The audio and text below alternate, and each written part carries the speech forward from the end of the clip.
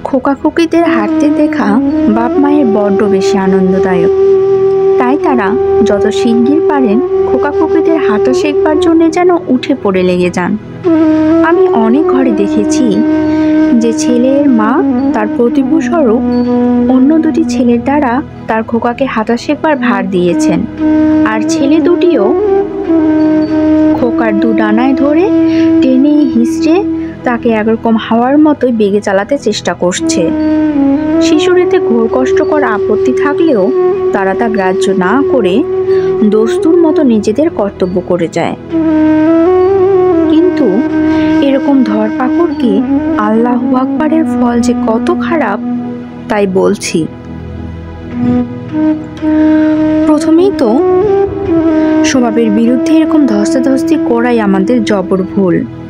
কেননা দেখবেন যে শিশুদের পায়ের মাংসপেশি ভর করে দাঁড়াবার বা চড়বার মতো শক্ত হয়েছে, অমনি তারা নিজে নিজেই দাঁড়াতে এবং ক্রমে হাঁটতে চেষ্টা করবে। এই সময়ে বরং তাদের একটু সাহায্য করতে পারেন, কিন্তু বস্তুত এসবেরও কোনো দরকার নেই। প্রথমে শিশুরা আপনি কোনো জিনিস ধরে দাঁড়াবে, তারপর চলি চলি পা পা করে বাঁকাভাবে একটির পর একটি পা ফেলবে। এ চলা যেন অনেকটা পল্টনের সিপাহীদের স্লো মার্চের মতো। ক্যাকড়ার মতো এ চলার বিকৃতি ক্রমে আপনি শুধরে যাবে। তবে ছেলের মাদের এইটুকু লক্ষ্য রাখা উচিত যে দুষ্টু ছেলে যেন পড়ে না যায় বা কোনো আঘাত না পায়।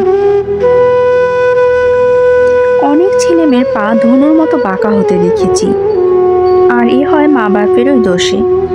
কারণ ছেলেমেয়ের হাঁটবার ক্ষমতা হবার আগেই তারা জোর করে তাদের হাঁটাতে শেখাবেন। কি জুলুম! ধরুন, যদি শিশুদের পায়ের হাড় আর মাংসপেশি দেহের ভার সইবার মতো শক্ত না হয়, তাহলে তাদের জোর করে দাঁড় করাতে গেলে বা হাঁটাতে গেলে তাদের কচি হাড় বেঁকা হয়ে যায়। এমন অনেক শিশু দেখা যায় যাদের হাঁটতে সাধারণের চেয়ে একটু বেশি সময় লাগে। তাই বলে তাদেরকে জলদি হাঁটা শেখবার জন্য যে কুস্তাকুস্তি করতে হবে এর কোনো মানে নেই। যখন উপযুক্ত হবে তখন সে আপনিই হাঁটবে।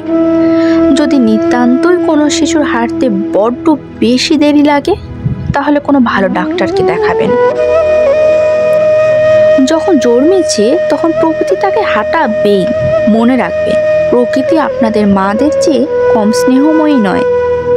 ভিডিওটি যদি আপনাদের ভালো লেগে থাকে তাহলে অবশ্যই চ্যানেলটি সাবস্ক্রাইব করে পাশে থাকবেন। ধন্যবাদ সবাইকে।